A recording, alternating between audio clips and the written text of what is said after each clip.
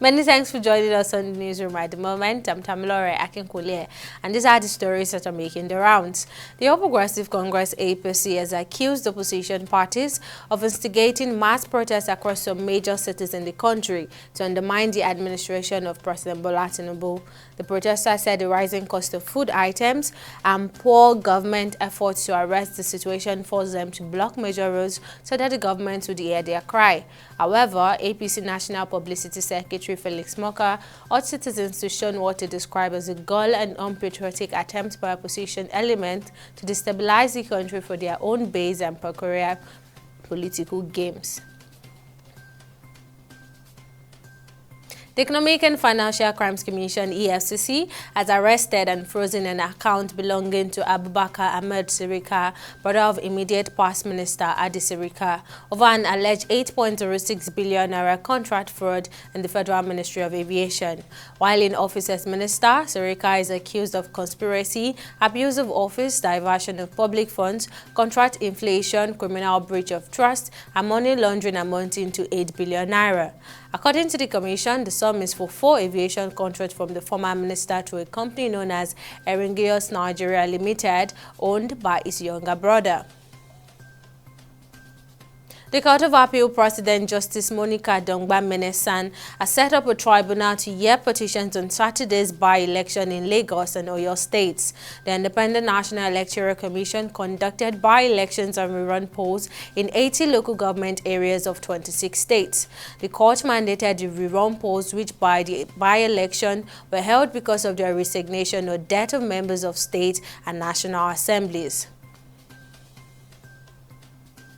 The Lagos Task Force, in a significant operation led by chairman of the agency, Shola Jejeloye, successfully apprehended 51 notorious members of a highway gang known for harassing truck drivers along the Apapa-Oshodi and Lagos-Badagry Expressway. This set of individuals have been identified for their brazen attacks, coercing truck drivers to part with money under the pretext of working for the defunct Lagos State Parks and Garage Agency. Jejeloye revealed that 51 apprehended suspects have been charged to court, where 8 out of them pleaded guilty and were sentenced to 7 months imprisonment and an option of 65,000 naira fine. The remaining 43 pleaded not guilty, and their hearing adjourned to the 1st of March 2024. And on business, the Nigerian National Petroleum Company Limited (NNPCL) has explained the cause of long queues in some filling stations in Lagos State. It was reported earlier that there were long queues in some filling stations in Lagos on Monday, as residents feared that there might be fuel scarcity of premium motor spirit. However, NNPCL spokesperson Femi Sholeye dismissed insinuations of fresh fuel scarcity, saying NNPCL did not have supply issue and its product remained readily available. On the foreign scene, the federal government has renewed the suspension of commercial flights from Niger Republic to Nigeria and from Nigeria to the nation's northern neighboring country by Economic Community of West African States resolution. According to the resolution, these restrictions do not affect overflight aircraft through Niger airspace, aircraft in a state of emergency, and special flights.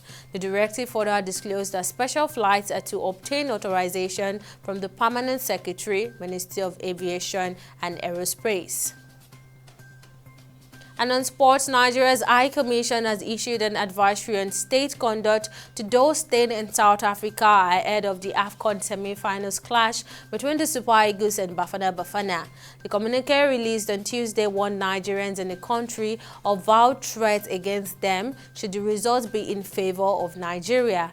It further implored Nigerians to avoid provocative celebrations that might incite any form of violation should Nigeria win the encounter.